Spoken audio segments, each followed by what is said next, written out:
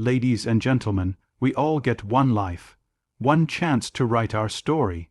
The question is, will you write it boldly, or will you let someone else hold the pen? Today, I want to share with you 10 inspiring lessons, not from books or lectures, but from life itself. These are not just ideas, they are roadmaps, because a life you love isn't built by luck. It's built by courage, choices, and consistency. The power of imperfect beginnings. Most people believe that success comes after preparation is complete, that confidence comes before action, and that you need all the answers before you begin. But here's the truth: you will never feel fully ready. And that's not a flaw. It's part of the process. Think about it. When has life ever handed you the perfect moment on a silver platter? It doesn't. The people who win in life aren't always the smartest, the most talented, or the most prepared. They're the ones who start despite the fear, despite the doubts, despite the lack of perfection. Let's break a myth. Readiness is not a feeling. It's a decision. You weren't born knowing how to walk. You stumbled, fell, and tried again. You didn't wait until you were ready to speak as a child. You just did. You started. You learned as you went. That's exactly how life works even now. The fear that you're not ready is just your brain trying to protect you from risk. It whispers things like, "What if I fail? What if I'm not good enough? What if they judge me?" But here's what's more dangerous than failure: regret. Regret from a life not lived, dreams not chased, ideas never acted upon. That's what eats away at people. Ask any successful person, and they'll tell you, their first step wasn't glorious. Their first video was awkward. Their first business was messy. Their first speech was terrifying, but they did it anyway, and doing it anyway is what created growth. Do you want to write a book? Start with one messy paragraph. Do you want to start a business? Begin with one rough plan on a piece of paper. Do you want to get fit? Start with one imperfect workout. It's not about being ready. It's about being willing. Willing to look foolish. Willing to stumble. Willing to start. You cannot edit a blank page. You can only improve what already exists. So give yourself the gift of progress. Start before you're ready, and you'll discover you were capable all along. Be the architect of your future. Imagine waking up every day feeling like you're living someone else's life, going through the motions, checking boxes, chasing goals that don't belong to you. Sadly, that's the reality for millions of people. Not because they lack ambition, but because they've never designed the life they truly want. They're drifting, not directing. Drifting is easy. It's comfortable. You wake up, do what you're told, respond to emails, follow routines, and before you know it, years have passed. But here's the uncomfortable truth: if you don't take control of your life, someone else will. Companies will tell you what success looks like. Society will tell you what happiness should be. Family or culture may tell you what path to take. But none of those voices are more important than your own. That's why the first step toward a life you love is to get radically honest with yourself. Ask, what kind of life do I want to wake up to? What does success mean to me? Not my parents, not my peers. What are my values? What makes me feel alive? What am I willing to fight for? When you ask these questions, something amazing happens. Your vision gets clearer. Your steps become intentional. You begin to say no to distractions and yes to the life you actually want. Designing your life means setting goals with purpose, not pressure. It means creating a vision board that excites you. It means developing habits that match the life you're trying to build, not the life you're trying to escape. It's not about being perfect or having it all figured out. It's about making choices that align with who you want to become. Let's use a simple metaphor. A drifting boat will always be at the mercy of the wind, but a boat with a rudder, even in stormy weather, has direction. You are the boat. Your choices are the rudder. Each decision you make is a vote for the kind of life you're building. Whether it's waking up early, cutting off toxic people, applying for a job you're scared to pursue, or investing in your growth, it's all part of intentional design. A well-designed life doesn't happen by accident. It happens by commitment. So stop drifting, step back, reflect, visualize, plan, because your life is too precious to be left on autopilot. Turn your pain into power. We all have a story. Some parts we proudly share. Others we hide, the mistakes, the regrets, the broken chapters, the losses, the shame. But here's the truth. You can't build a life you love while hiding pieces of yourself. To grow, to heal, to rise, you have to first own your story. Too often, people carry guilt from their past as if it defines them. They wear shame like a chain, convinced it makes them less worthy. But hear this clearly. Your past is not your prison. It's your foundation. That heartbreak you went through, that betrayal you survived, that failure you thought would break you, those moments were teachers, not life sentences. Owning your story doesn't mean being proud of every moment. It means refusing to let your past silence your future. It means standing tall and saying, yes, I went through that, and yes, it shaped me, but it does not limit me. The most powerful people you admire didn't get there because life was easy. They got there because they turned pain into purpose, scars into strength, and setbacks into strategy. You can too, but first, you must stop running from your truth. Stop trying to be perfect. Stop hiding your mistakes. Instead, learn from them, grow from them, speak about them, help others through them, because your story, every broken, beautiful, messy part of it, is what makes you real. It's what makes you relatable. And most importantly, it's what makes you strong. You don't inspire people by pretending to have it all together. You inspire them by showing how you made it through when everything was falling apart.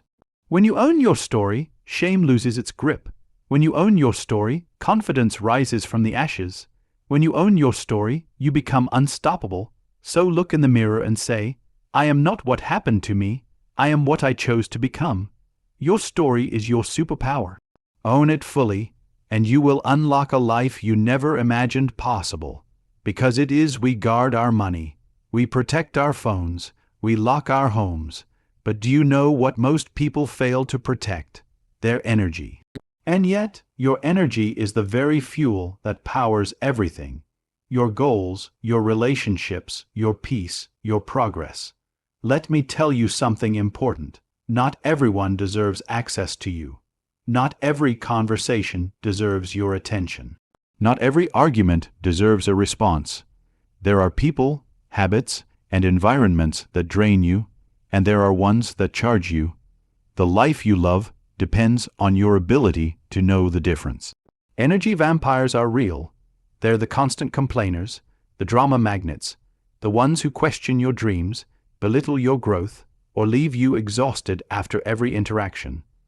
The more time you spend around them, the more disconnected you feel from who you truly are. That's why protecting your energy is not selfish, it's essential. Ask yourself, who do I feel lighter around, who inspires me, what activities refill my cup, and what deplete it? What boundaries do I need to set in order to protect my peace? And then, act on it. You are not obligated to be available to everyone all the time. You are allowed to say no. You are allowed to outgrow people. You are allowed to choose peace over chaos.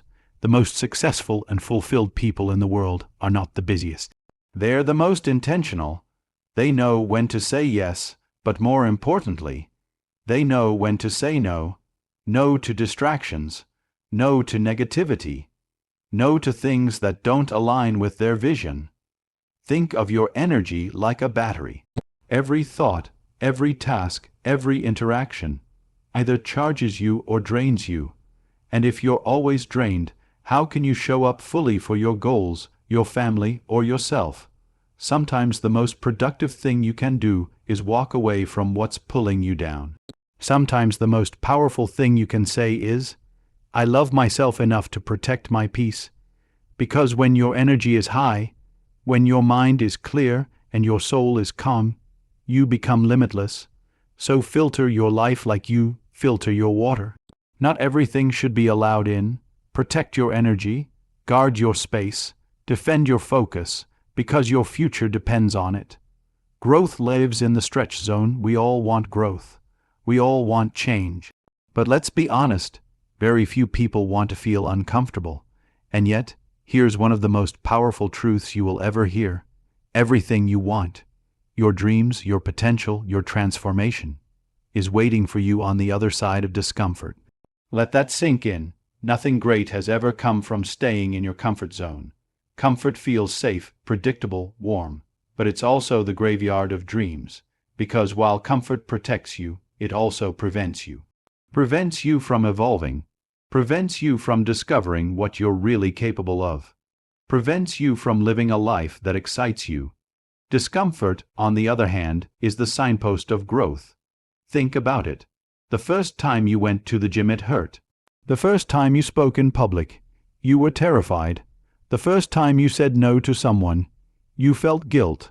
The first time you tried something new, you felt awkward and unsure. But every time you leaned into that discomfort, you expanded. You got stronger, clearer, wiser. That uncomfortable space, that's your stretch zone. And every time you stretch, your capacity grows. Look at anyone you admire, an athlete, an artist, an entrepreneur, a speaker. Do you think they got there by playing it safe? No, they failed, they fumbled, they felt fear, but they kept going. They got comfortable being uncomfortable. Here's what discomfort really is. It's a sign that you're moving into new territory. It's your body and mind adjusting to a bigger version of you. It's proof that you're not stuck. You're stepping up. Discomfort is not danger. It's development. So embrace it. Speak up even when your voice shakes. Say yes to opportunities you don't feel 100% ready for. Push your limits. Take the risk. Stretch. Because the life you love is not built inside the walls of safety. It's forged in the fire of challenge. In the end, you won't remember how safe your life was. You'll remember how boldly you lived. And the boldest lives, they were built by people who felt the fear and did it anyway. Because every yes shapes your future, we live in a world that constantly demands our time, our attention, and our energy. Say yes to this project, yes to this party, yes to helping, giving, showing up, even when you're running on empty. And slowly, without even noticing, you become stretched thin, exhausted, disconnected from your goals and your peace. Why? Because you forgot one of the most powerful words in your vocabulary: no. Saying no is not selfish. Saying no is not rude. Saying no is necessary. Think of every yes you give as a piece of your time, your energy, your life. If you're constantly saying yes to everyone else's priorities, then who's taking care of yours? Let me be clear. Every time you say yes to something misaligned with your values or vision, you're saying no to yourself, no to your dreams, no to your goals, no to your rest, no to your well-being. That's the cost of people pleasing, and it's expensive.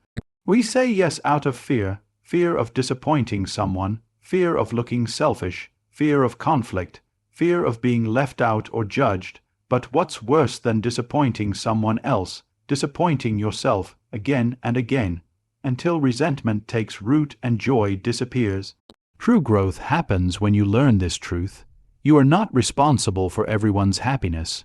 You are responsible for protecting your own. You don't have to explain every no. You don't have to over-apologize. You don't owe your time to people who don't respect your boundaries.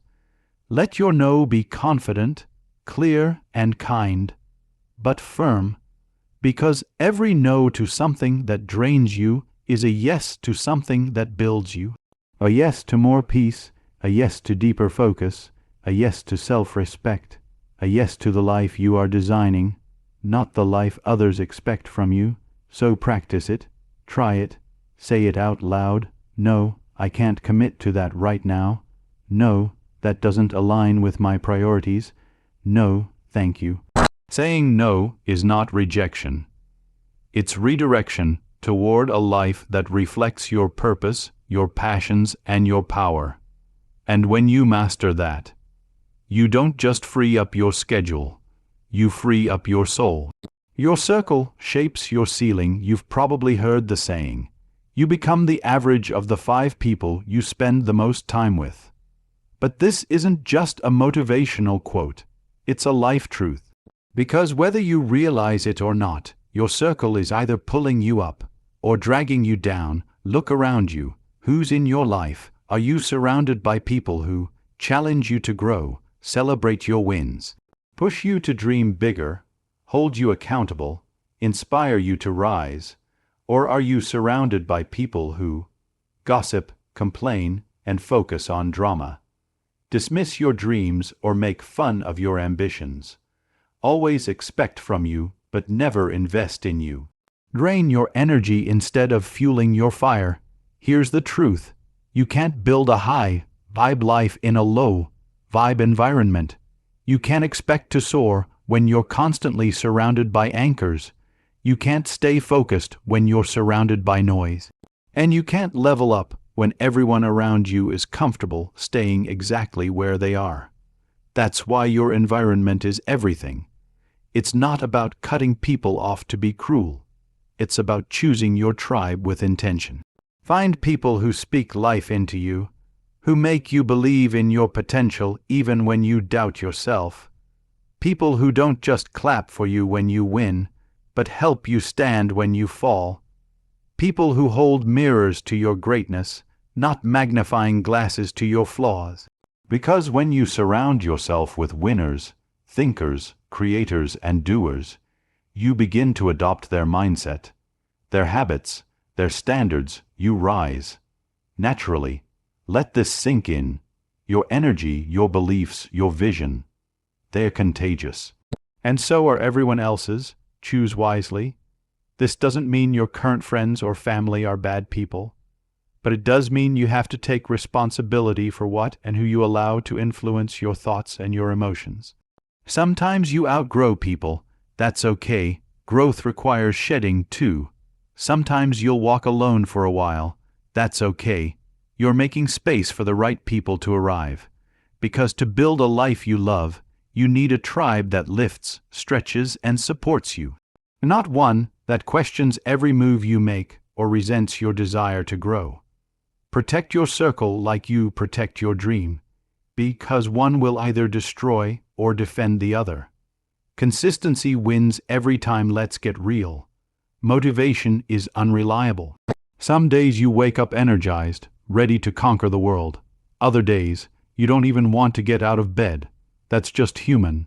That's just life. But here's what separates dreamers from achievers: discipline. Motivation is a feeling. Discipline is a decision. Motivation is temporary. Discipline is training your mind to show up no matter how you feel. When you rely on motivation, you'll always be inconsistent, working hard only when it feels convenient. But if you build discipline, you become unstoppable, because you keep moving forward even on the hard days, even when it's raining, even when no one's watching. Ask any successful athlete, artist, entrepreneur, or leader. They didn't get there by being motivated all the time. They got there by being disciplined, focused, and committed, even when it sucked. Discipline is waking up early when your bed is warm, working out when your body wants to quit, saying no to temptations when no one's around to judge you, showing up for your dream even when no one claps for you. And here's the beautiful twist: discipline creates freedom. The more disciplined you are, the freer you become, financially, emotionally, physically. Because when you control your habits, you control your outcomes. And when you control your outcomes, you design the life you love. Want to be a writer? Write daily, not just when inspiration hits. Want to be fit? Train regularly, not just when you feel pumped. Want to succeed? Show up when it's hard, not just when it's fun.